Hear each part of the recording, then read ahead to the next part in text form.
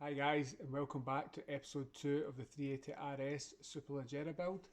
In this episode I'm going to take you through what's been done to the car as of now, what's going to be getting done to the car, and bad news, so stick around.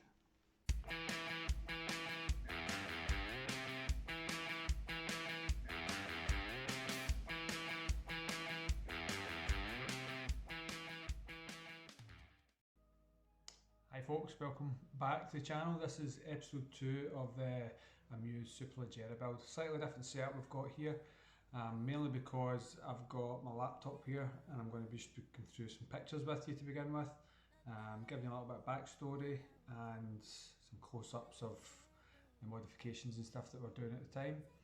So this build started a long time ago in my head anyway, probably back 15 years ago or so, when Nissan unveiled the 380 RS, and then subsequently Powerhouse Amuse in Japan got a hold of them and they created a new body kit for them, and they unleashed the engine's potential by fitting a titanium exhaust and remapping the car.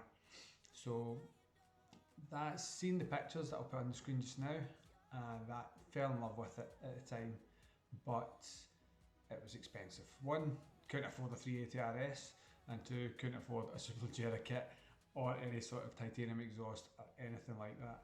So just fancy screensavers on your computer at the time. It's something that you went, oh, that looks amazing. Played with it in Gran Turismo 5 or 6 or something back in the day. Yeah, but something you just was never going to be obtainable. So yeah, fast forward to 20 years or something like that now. I've been in the 350Z game, and if you've watched any of my previous videos, you will see I already have a 380 RS, which is immaculate condition, and as I keep telling myself, it's my pension fund. I'm going to keep it good until then. But yeah, the chance for this car came along, and it had some modifications already done to it, which in Japan means the price is lower than a standard car, which was great for us. So we bought the car in. You could tell from the pictures there was a few modifications, like the bumper was slightly different. I think it looked like the canards would have been fitted. There was an MCR bonnet, big wing. Again, you didn't really know the brands, just by looking at 5 grainy pictures of a Japanese auction. You could kind of see what they were supposed to be, whether they were genuine or not. You're just taking a gamble at that point. So yeah, the car came probably 14 weeks or something after I kind of initially bought it, and was dropped off by my good friend Ewan, who's helped me out here.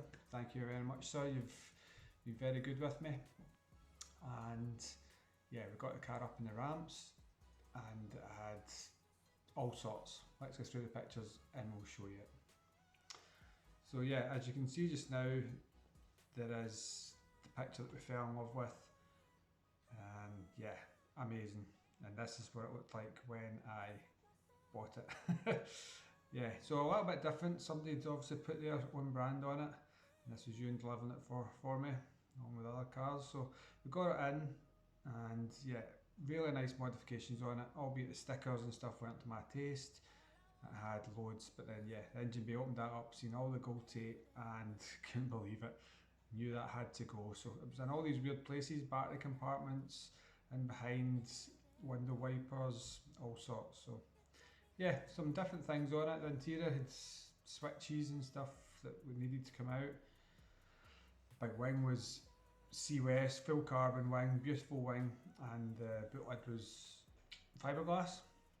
And so yeah, things like that you wouldn't know. There was extra bracing in the rear there, and yeah, putting it up, find that full titanium exhaust right to the headers, and extra sill bracing, MCR crimson coilovers, obviously the Nismo ECU in there. This switching, all the switching for traction control and stuff like that had been put in, and yeah, decided that needed to go. Too complicated, so we started ripping all that out. Some of the interior pieces had been painted white and pretty rattle canny looking. So yeah, got everything out and just started replacing the bits that I wanted to look new again. So luckily I've got all that in the shelves here. So yeah, there's gold foil in it, the wiper motor, and that's everything. 2 nights it took me to get that out. So yeah, started putting some standard parts on it, found some wings on it when we got to the body shop, wing reinforcings. And we started fitting up the Superleggera kit, which fitted up pretty well out the box. A couple of little bits I had to Dremel off, but I changed. The original plan was to put a V3 bumper on it and then put the Amuse kit over it. We just stop there.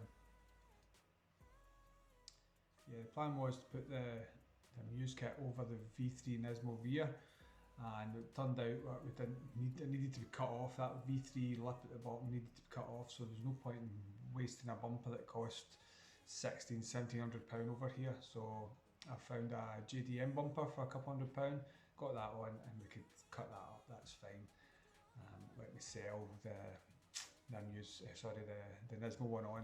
So the whole point was I needed to sell most of the parts that came with the car, so the wing, the bonnet, and bits of the Nismo actual body kit and stuff. I had to sell most of that to be able to afford the Superleggera kit. But all these parts sold well, so thank you to all you guys who've bought those nice parts off me. It's keeping the dream going, so thank you. Yeah, so the car went to the body shop. I put the body kit on, as you see in those pictures there, and then left it with Simon at the body shop just to work his magic and spray the full car. He had it for quite a while. He's usually quite long. His main job isn't spraying full cars, it's just repairs. So he works on kind of my long-term projects, weekends and whenever he has the time. So it's generally in there for about 6 months, and it's worth it. At the end of the day, it is what it is. You just need to accept that's how long it's going to take to paint a car. So I'm happy with the end result, so that's all that matters. So in the meantime, life goes on, and got the other 380RS out to some car shows. So out there with a couple of friends, beautiful location, and yeah, just taking in the summertime. That's a beautiful Pandem R32. That's Alan Russell's 350Z, my mate Ross's Supra. Beautiful cars.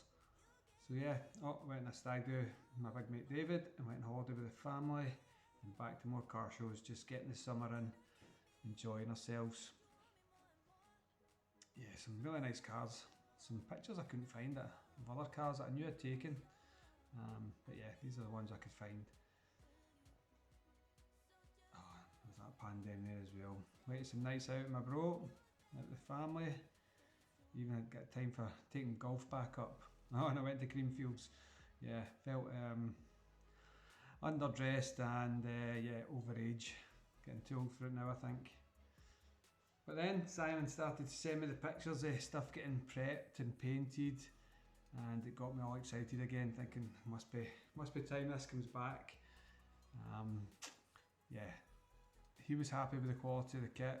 He was happy how everything turned out. It's just so many pieces to it. Tidying up the doors, those little rear bits, everything else is bolted on, those little rear bits need to be glued on, no way around about that.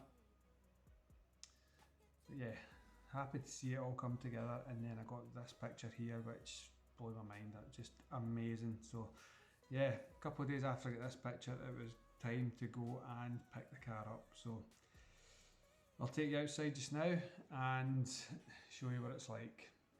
So let's go and see how she looks as she stands right now. Damn! Those TEs suit that car. But yeah, love it.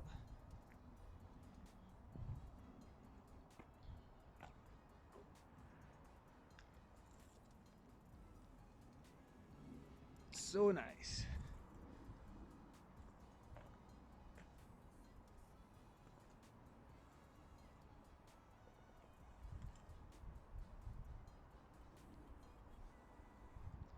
Look at that booty.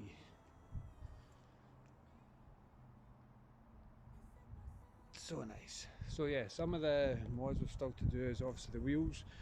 Got the wheels to the BBS replica type stuff. I've also got a big brake kit I'm going to put on that are yellow. If you look at the pictures of the Amuse car, I've got yellow calipers, so I've got a big brake kit for that. What else we got? I still want a yellow tow hook. I'm going to get that custom made and powder coated. We have seats to go inside. I've got some new seats to go in, and also what do we need to do? Oh yeah, that's what it is for the exhaust. The exhaust needs to be extended 3 inches. I think it's about 3, I've not measured it, but it's around about 3, just so you can see the tips here. So I need to get a specialist who can take the back box and extend it out a little bit. Is that it? I think that's it. There's not much to do, and then it'll be a complete car. Inside, hang on, we'll have a look at the inside. I think I've still got the stereo to do. So this is the steering wheel that is in the Muse car. I've got a gear knob. I'm not sure what's in that. I've got an RS gear knob, and I've also got a Nismo titanium one I could swap out. Stereo and seats. Oh, and I've got a harness bar. Might put harnesses in it. We will see, and little things. We've got mats to put in, some Nismo mats. I'll probably put the Nismo sill covers on this car as well that I have, and some badging. So still got some Superleggera decals to put here, and also here. I think one goes there. I've still got the RS badge to put back there, and there's Nissan badge under here, and obviously get the number plates and stuff made up. So yeah, a couple more episodes, just showing you the wheels. The wheels are the big thing. They're due pretty soon. So as soon as they're here, we'll get them test fitted, and I hope to God they fit. But yeah, look at that, guys. Dreams come true. Love it. So let's just say, stay tuned, subscribe, like, all that nonsense, and keep your eye out for the next video. Thanks guys, see you next time. I totally forgot to tell you the bad news. The gallery gaskets need done. So keep your eyes peeled for that in a future video. See you later.